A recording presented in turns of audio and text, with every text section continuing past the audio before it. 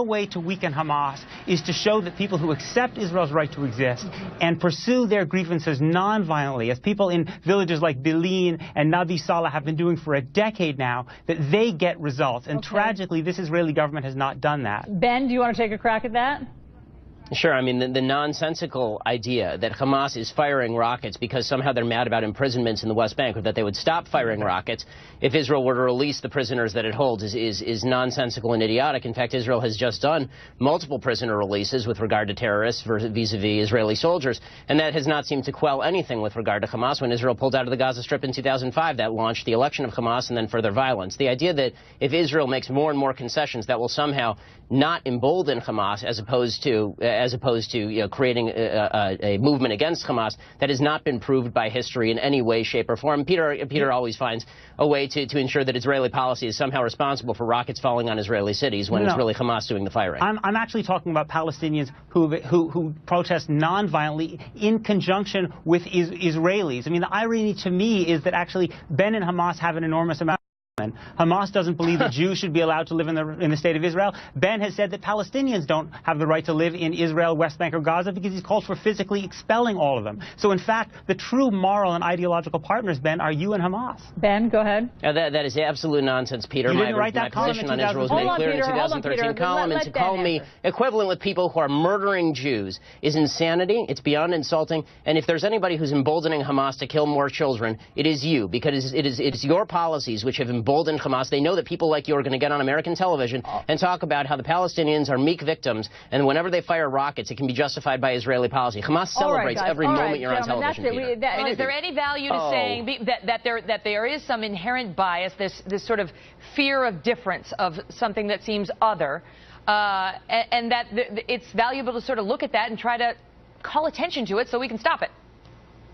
How about combating actual acts of racism? How about singling out racism and then actually doing something about it, as opposed to doing this kind of Marxist newspeak in which we go through everybody's hidden actions? You know, I'm sensing a real sort of underlying, I don't know, racial bias to this whole segment. Robert, I find you to be racially biased. I find you to be insensitive, bigoted, and misogynist based on everything that you've said. It may be hidden. Maybe I can't detect it, but we all know it's there. So perhaps you should go through this program. At the end of the program, you will feel free, you'll feel better about yourself, and you'll feel more informed, because after all, that's the purpose. It is completely and totally bipartisan, yet still Republicans in the House won't even bring the bill to the floor for a vote. Richard, that tells you right there, Larry, that they don't agree with the pathway to citizenship. Why can't they vote? Honestly, I have one question in all of this. Seriously, just one question.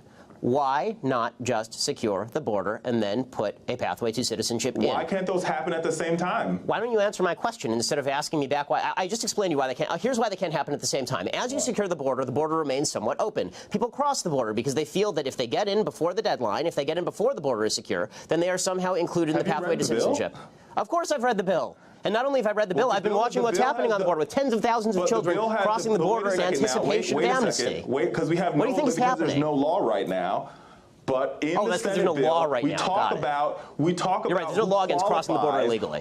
In the Senate bill, we talk about who qualifies for a pathway to citizenship, and those deadlines do not apply to those individuals that cross the border. And how are you going to magically determine that, Richard? Do they have a magical It's in the bill. Right. They have read the bill. I've read the bill, Richard. Can you explain to me when you haven't read it correctly? when you determine who has crossed the border when? I was unaware that everybody who crosses the border has a barcode saying when they came across. Why are we mainstreaming delusion? It's not delusion.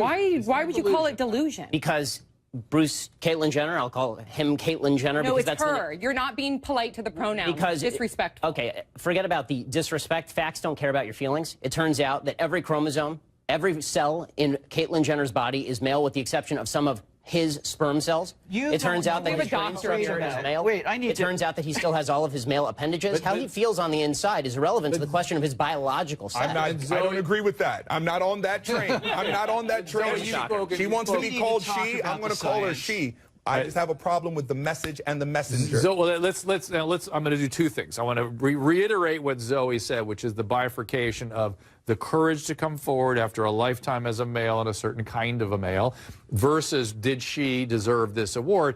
Listen, the awards, what are award ceremonies except an opportunity to catch some eyes? Especially the ESPN. So, yeah, it's like ESPN, well done, ABC. They did exactly what their job was, to attract eyes. They did it. That's what award ceremonies are for. But In terms of the science behind gender dysphoria, you're very familiar with that, Zoe. Very familiar. It's not about the chromosome. Excuse me, the chromosomes within our both know nuclei. Yeah, go ahead. chromosomes don't necessarily mean you're male or female. Gender. With gender identity. Go ahead. No, so especially, but even so, you have a thing like Klinefelter's syndrome. So you don't know what you're talking about. You're not educated on genetics. Would you like to discuss the genetics? Or well, no, what no. are your genetics? So I'd stay away from the genetics and back to the brain scans. You cut that out now, or you'll go home in an ambulance. Yeah, that seems mildly inappropriate for a political discussion. No, I know. Well, but wait. To be fair, but to be fair, you're actually being kind of rude. And that's not fair. I'm sorry, it's not rude to say that someone who's biologically a male is a male.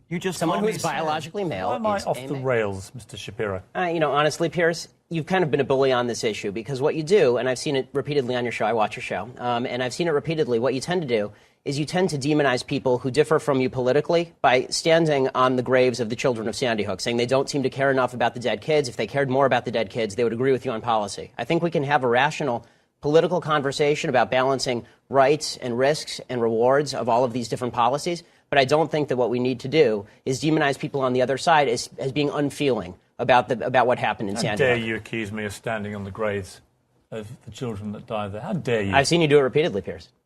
Like I say, how dare you?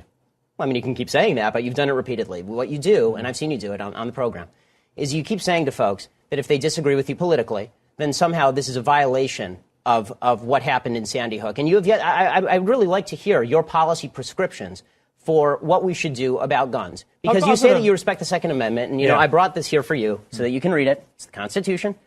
And I would really like for you to explain to me what you would do about guns that would have prevented what happened in Sandy Hook.